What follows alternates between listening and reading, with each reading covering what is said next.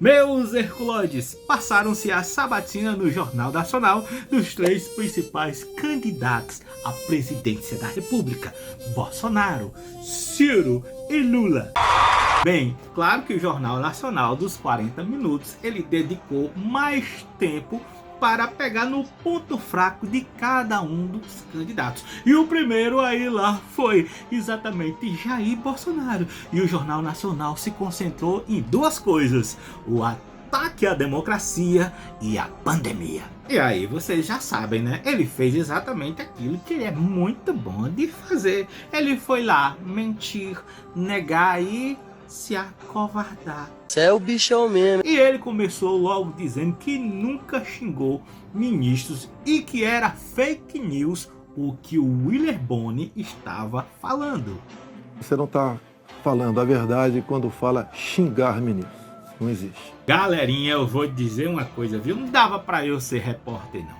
Um fino mentiroso desse que o Brasil todo conhece olhar para mim e dizer que eu estou faltando com a verdade para milhares de pessoas num horário nobre. Eu vou dizer, eu acabava com isso. Eu ia me dedicar toda a sabatina desse homem para mostrar as mentiras que ele falou pro Brasil. Mas aí depois o Willer Boni educadamente lembra que ele chamou o Xandão de canalha em plena uma avenida no microfone para todo mundo ouvir. O senhor começou a sua resposta afirmando que eu tinha cometido fake news. Em nome da verdade, candidato, o senhor xingou o ministro do Supremo de canalha.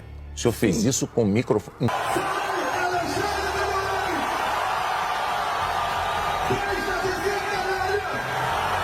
Aí o canalha disse que ele tinha mentido porque ele disse os ministros no plural e ele só tinha xingado um ministro. Mas, candidato, Ele eu vinha lhe fazendo perguntei conta. qual era o seu propósito. Lembra a pergunta que eu fiz ao senhor? Você Qual era o seu ministros, propósito? falou ministro, foi um ministro específico. É muita cara de pau. Mas tá aí, Bolsonaro, você xingando também o ministro Barroso. Filho da puta, ainda traz gente. Filho da puta do Barroso. Filho da puta do Barroso. Mas isso serve para comprovar o que eu já falei aqui antes.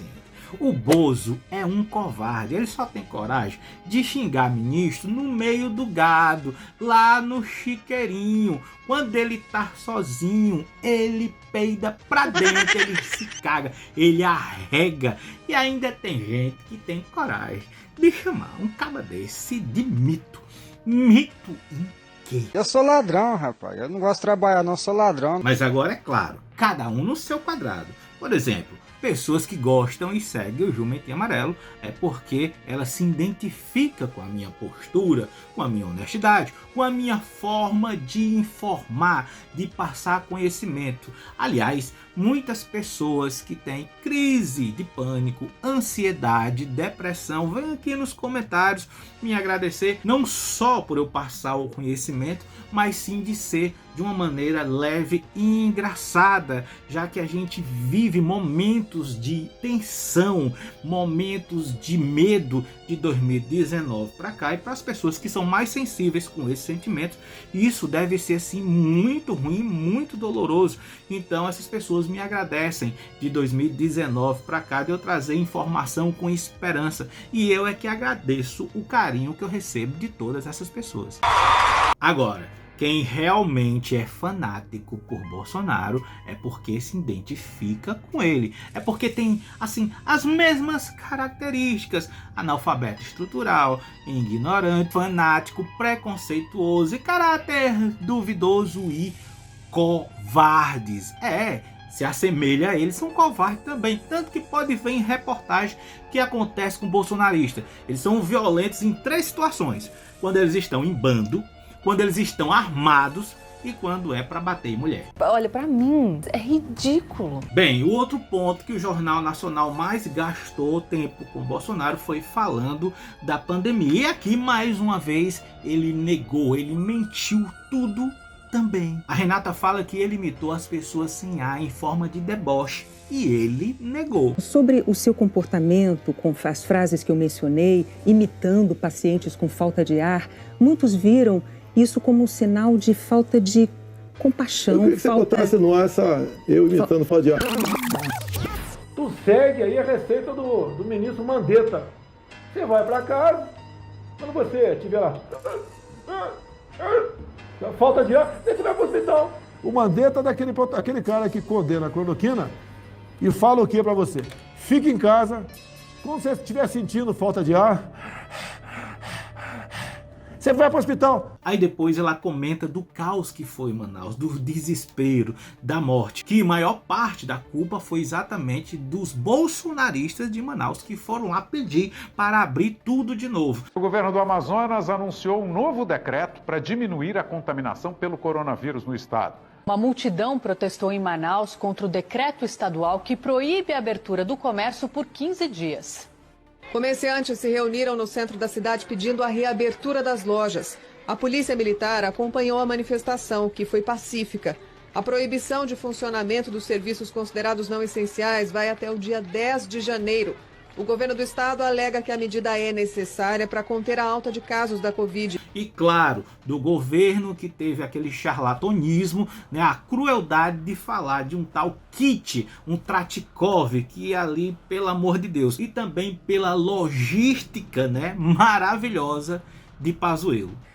Para que as pessoas pudessem proteger a própria vida e, ao mesmo tempo, receber um amparo econômico. Para evitar o colapso dos hospitais, aliás, como nós vimos em Manaus. Pessoas morrendo com falta de oxigênio por um erro de logística e gestão do seu ministro da Saúde. Negativo. Quando eu cheguei na minha casa ontem, estava minha cunhada, com um irmão que não tinha oxigênio nem para passar o dia. Não. Acho que chega amanhã. O que você vai fazer? Nada. No dia 8 de janeiro, nós tivemos a compreensão, a partir de uma carta da White Martins, de que poderia haver falta de oxigênio se não houvesse ações para que a gente mitigasse esse problema. Menos de 48 horas estamos chegando já cilindros lá em Manaus. Lá foi uma coisa atípica, anormal, que aconteceu de uma hora para outra.